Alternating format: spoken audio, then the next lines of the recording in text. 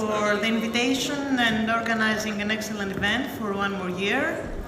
I'm very happy and privileged to be here with distinguished professionals from the tourism and hospitality industry, whom I would like directly to introduce. Ms. Olympia Anastasopoulou is Secretary General for Tourism Policy and Development. She's also an attorney at law and a mediator. Mr. Eftichios Vassilakis, Chairman of Greece's favorite airline, Aegean Airline, and CEO of Autohellas, and Mr. Oriol Peña, Senior Director of Hotel Investment Partners, known as HIP, which is the leading investor in leisure hotels in Southeastern Europe. Tourism is vital for many economies around the world. It is common ground that tourism boosts the revenues of an economy, creates thousands of jobs, and develops the infrastructures of a country. Obviously, tourism historically was and still is a major contributor to the economy of Greece. Greece has a wonderful range of natural, cultural, and heritage resources. But are the sectors enough for differentiation in a sector of global competitiveness at a global level? At this point, it would be better to leave the floor to our panelists, who are experts on the field, to give us a detailed insight in those matters, the current situation, the challenges, and the lessons learned, as well as their suggestions and recommendations for enhancement of Greece's competitiveness as a tourist destination. I would like to start with Ms. Anastasopoulou. Ms. Anastasopoulou, how much does tourism contribute to the Greek economy? Yes, hello everybody, thank you for having me. It is a great honor and privilege to be around you here. And I would like especially to thank Mr. Bornozis for the invitation. So, I think you've said it all. Greek tourism is the locomotive of the Greek economy. It's the heavy industry, as we like to say. 1 out of 4 euros of the country's GDP comes directly or indirectly by tourism economic activity. The tourism ecosystem is the locomotive of the Greek economy and has been a source of optimism also in the difficult years of the memoranda, while it is now also the vehicle of recovery for the high and continuous development of our country. Based on evaluations of its secondary indirect benefits also to other sectors of the economy, it is estimated that it will generate in 2022 up to 52.89 billion euros for the GDP, provided of course that no other extraordinary events occur. Now, this sum of 52.89 billion is corresponding to about 28% of the projected GDP of 2022. And it results from a multiplier of 2.65 attributed by economists to tourism. And the estimated increase in travel receipts this year to the level of 20 billion from 18 billion in 2019. These estimates are also shared by major foreign investment banks such as HSBC and Bank of America, with the former upgrading the forecast for Greek growth rate this year to 6.5% from 4% previously. At this point, it is also worth noting that research by Grant Thornton and the Hellenic Chamber of Hotels shows that the benefits of tourism are diffused in 17 sectors of economic activity and 9 branches of the Greek economy, including also the primary one. At the same time, in Grant Thornton's survey on investment in hospitality, records an average annual contribution to the country's economy of 1.5 billion, while the amount of annual investment in renovations reaches 1 billion euro. And, of course, the establishment of new accommodation reaches up to 170 million euro. So, last but not least, hospitality is also the first sector in terms of job supply, 1 out of 4 jobs in the country. Thank you. Mr. Peña, where sits the attractiveness of Greece as a hospitality hub for both investors and travelers? Well, thanks, Elena, and thanks also for having us here. I mean, I think both concepts are linked to each other. At the end, if the sector is attractive to tourists, at some point it will be attractive also to investors, and I think it works the other way around as well. I think we'll agree that Greece is already a very, very strong touristic destination for Southern Europe. I mean, the increase in tourist arrivals for the last decade has been of around 70%. And what is more important for us, the resilience of the sector, especially during the last crisis that have hit the country for the last 12 years, has been very strong. I mean, the resilience has been above other competitor destinations in Europe. So the success factors to this have been many. Of course, I mean, the geography, the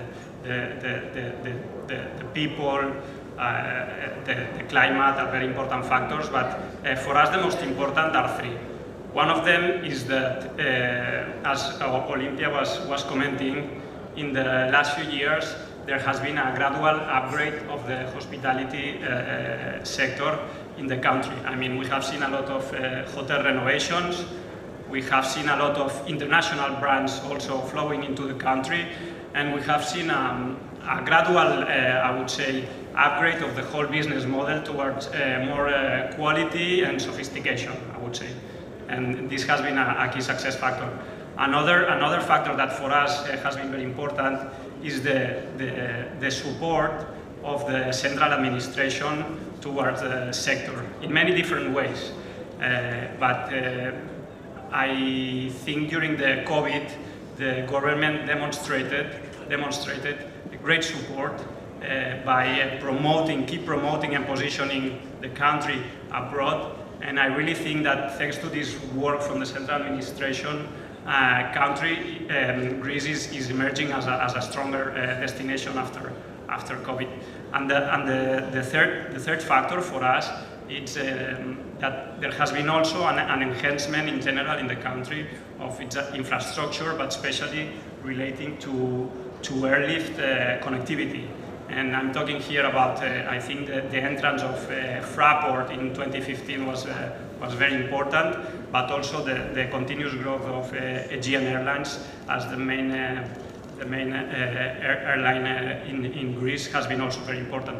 So all these factors, I mean, have not passed unnoticed to many institutional investors such as us, to sovereign wealth funds, as we have seen recently, and even to private equity and family offices. And I think this is very good at the end for the country, for the sector, and in turn it will be very good for tourists as well. Thank you. Mr. Vassilakis, we heard about growth, we're optimistic, but what happens in case of recession? Will be Greece more resilient with a potential recession environment, and if so, what are the reasons, please? Thank you for having me also. Recession is never absolutely safe for anybody. We know, of course, that people's income can go lower. What we hope for the world, but also for Greece, of course, is that the last 2 years, the customers have spent more money on products and less, have not been able to enjoy experiences of travel. So that is what's keeping travel current. Now, in particular for Greece, I believe it's partially what has been already said. There is a tremendous additional offering of high quality hospitality product that's emerging in the last few years. Greece, in the middle of its, let's call it first crisis, meaning pre-COVID, the financial crisis, we became cheaper and therefore initially more attractive, but what really gave us to do was an opportunity to upgrade the product. So this started, I would say, somewhere around 2013, 2014. It has worked significantly well. During COVID, we were resilient from the point of view of establishing that we were a safe country and a country that prioritized the return of tourism to the country as soon as that was possible and could be well managed. We did manage it well. That increased the level of the brand because we had always been known, as Oriol just said, also for South Europe and a CSN destination, but we were never thought to be a country that would organize and manage a complicated process well. So this got the brand quite a bit, and this is giving us some resilience. The spreading of the international flags strengthens the distribution. So more brands, if you look at the high quality brands from Four Seasons or Mandarin or One and Only, these kind of brands did not exist at all in the country until a few years ago. Now they have made initial investments and are planning many more. So this in itself creates a new distribution network for us, which is a high quality distribution network. And of course, thank you for the comment for the airlines and the airports and the infrastructure. It's true that this year was a difficult year in terms of operations for airlines all over Europe and for airports all over Europe. And on a relative basis, we had our problems, but we had less problems than most countries in Europe. And this was not also wasted, I hope, in terms of the recognition of customers of what to expect in the country. So for all this, we can be one click more hopeful than others. And also, to be honest, let's look at the US market. We have a very small share. There's many markets in Europe we've been marketing traditionally, but we have a small share. Increasing by 0.5% our share within that market can help us offset the effect of the recession. Correct. So, Ms. Anastasopoulou, what are the challenges for 2023? Yes, thank you for the question. And I should also add what Mr. Vassilakis previously said, that the airports in Greece were the only ones in Europe that had an increase in the third semester, along with Iceland and Luxembourg. So I believe this is also a sign of how good work you are doing and we are doing all together. So, your question as to the challenges that the tourism industry faces in 2023. All the travel and tourism professionals said that it was time to leave COVID-19 behind, as it would not be affecting business activity next year. According to the latest WTM industry survey report presented in London during the World Travel Market, only 5% of travel and tourism decision makers pointed that potentially increasing COVID-19 rates would affect their business. Instead, the top concern, amounting to 20 to 45% of respondents, was the cost of living, which they said may most likely impact their businesses negatively in 2023. Also, 13% were worried about the price of petrol, the Russia-Ukraine war, energy prices, and also possible chaos at the airports.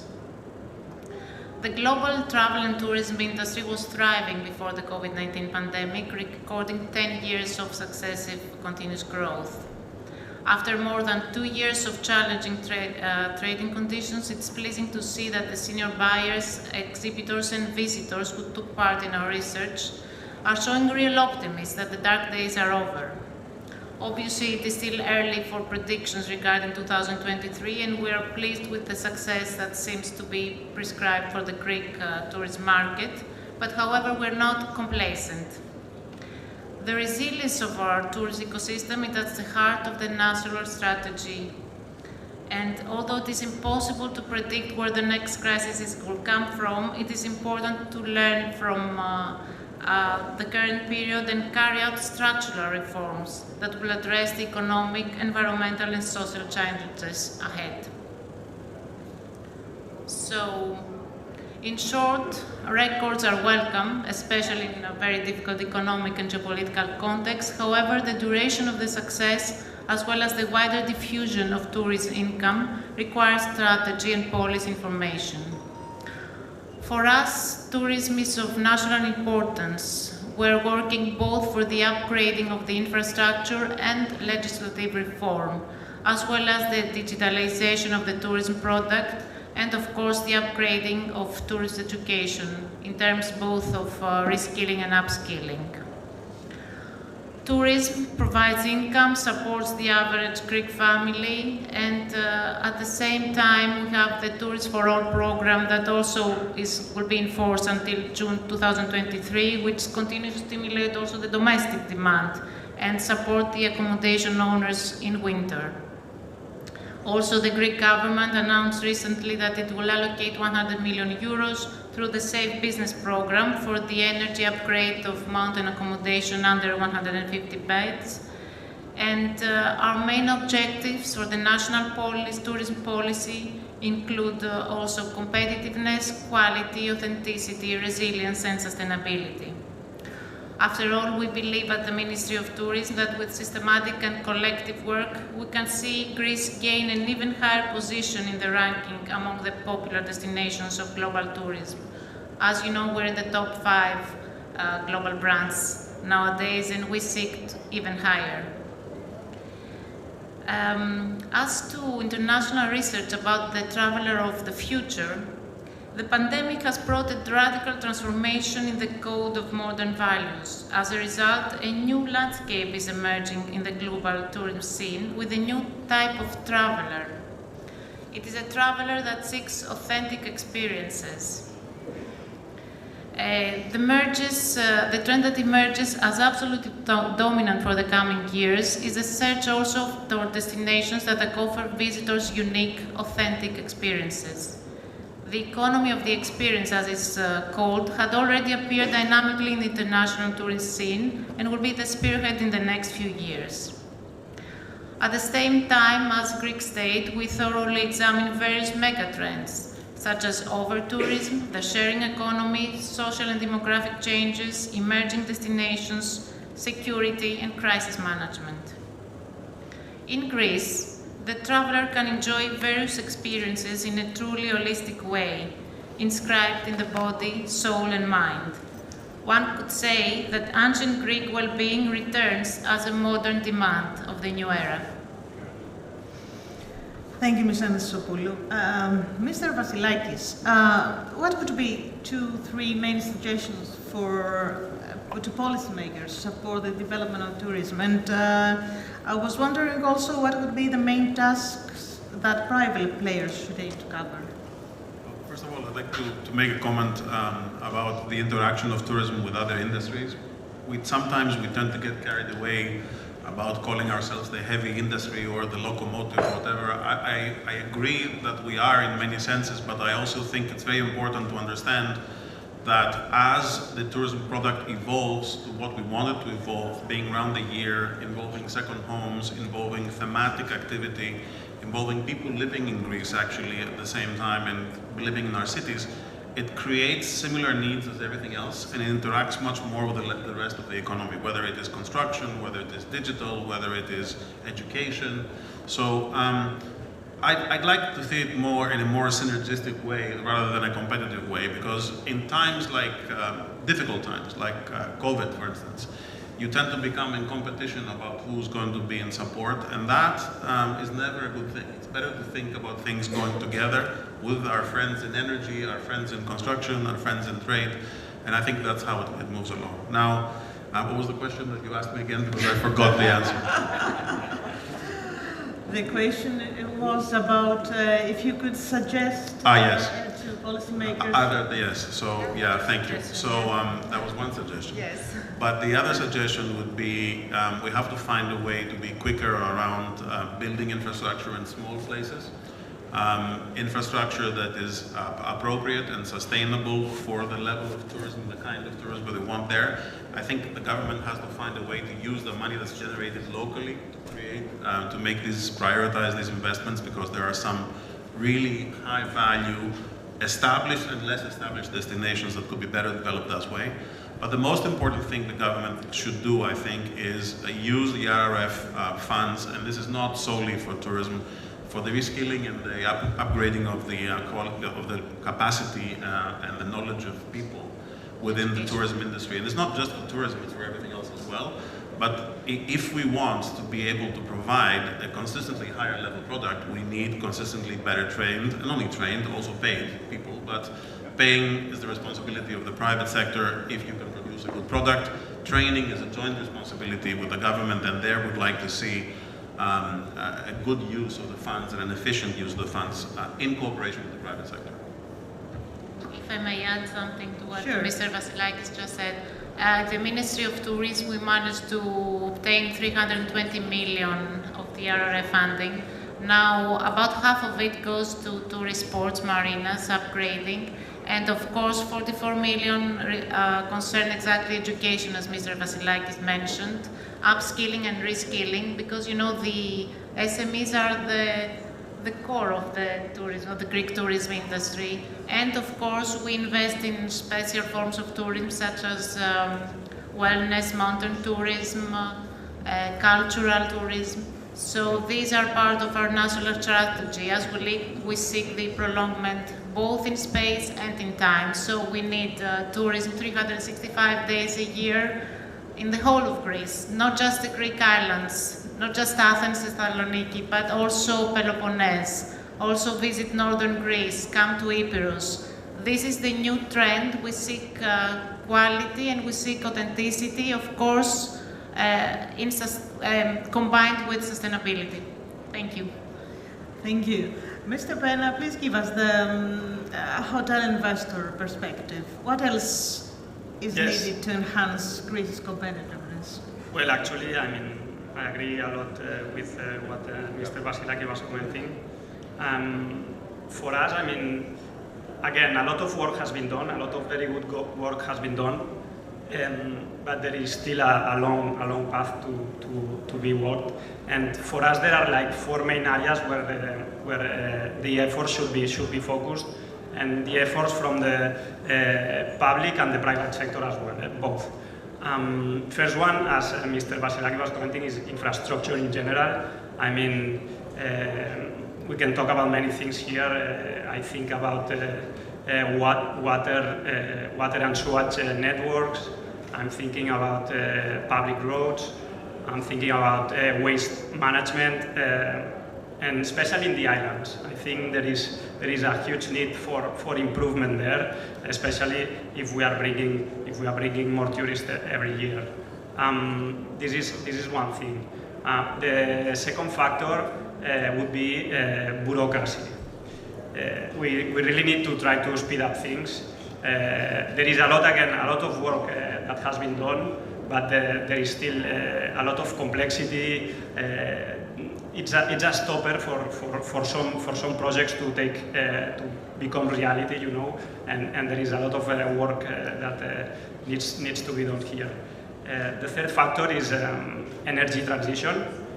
I'm not going to extend there because we had a 40-minute panel before, but for us as a company, it's very important that the country moves towards a more sustainable model.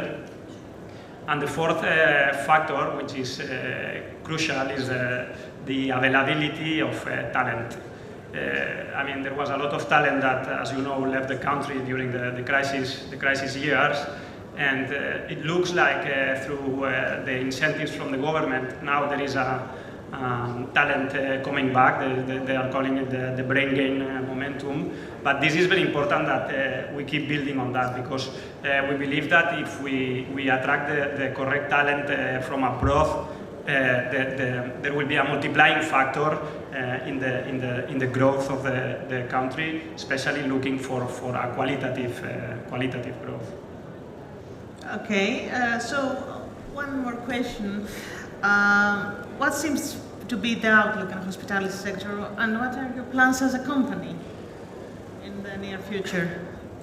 Yeah, well, as I mentioned at the beginning, I mean, Greece is a reality as a destination, and for us it has the potential to become a reference, especially in the high-end sector for tourism, and also, as Olympia was commenting, for multi-purpose traveling. I mean, we can talk about culture, religion, wellness, medicine. I mean, there are a lot of segments that Greece can work very well with. For us, I mean, as a company, we landed in Greece 3 years ago, and we came to stay. I mean, we set up a team of 7 people in Athens. We have already refurbished 85% of our quays in Greece, and now our target is to invest in sustainability. We are trying to get the BREEAM certification label in all our hotels in order to be the leader in the hospitality sector in terms of sustainability.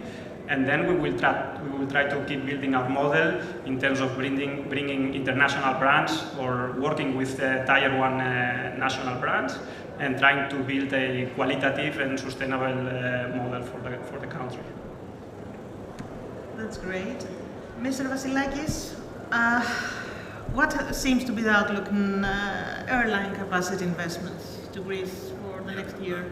Well, as was said before, already this year, actually every area except for Athens and Thessaloniki had already higher air arrivals and higher air capacity than in 2019, which is a European record. Actually, you will find many airlines like Lufthansa Group or BA Group or low-cost airlines like Ryanair and EasyJet that have significantly higher capacity to Greece already from 2022, even though they have not fully recovered in the rest of European operations. And this pattern is continuing next year with Athens and Thessaloniki recovering more, being the only two places that were still behind 2019 numbers. So while it's a little bit early to talk about the overall capacity because a lot of the capacity for the islands is not there yet, what's clear is that Athens and Thessaloniki are going to take a step back, and they're going to be, especially Athens, I think, significantly higher than this year. Which is great because the hospitality product in Athens, both small, large boutique hotels, is improving a lot either. We're going to be adding something like 5 aircraft to our fleet net. We will be accepting another 10 new aircraft, and we'll be adding about 20 new city pairs, so combinations of flights between different places. So we are also optimistic about how things will develop, but having said all that, everybody has to retain the flexibility of adjusting to what we see, because the last years have taught us, make plans, be aggressive, have a strategy, but also be ready to adjust and keep some money on the side in case things get exciting, because they do tend to get exciting once in a while. Too exciting, if I may add. Ms. Anastasopoulou, we have run out of time, but I would like a final remark of you, by you. Okay. Why should someone invest in Greece, in the tourism ecosystem today? As you all know, over the last 3 years, Greece has implemented a wide range of reforms and initiatives to create a business-friendly environment. I will be very brief. 8 out of 10 investments in Greece concern tourism. We recently had the Sun Ecos deal with GIC Singapore Fund amounting to 2.3 billion. Recently I was in Toronto Economic Forum where Prem Watsa was the keynote speaker and stated very clearly that Greece is the best investment destination in the whole of Europe. So I invite you all to come in Greece to invest. We have an investment-friendly legislative environment, which is very important. We are here to invest also in infrastructure. The RRF funds are a great aid to this purpose, and we plan to use them in the best possible way. And of course, if I may note, this year the flights from the US started earlier than ever, March 7, from Canada, April 3rd. So next year, let's hope that we start even sooner, and you come here and be part of the next success story, which is the Greek tourism sector story. Thank you very much. Thank you all, and for your presence, and especially the distinguished panel for this interesting discussion. Thank you all. Thank you.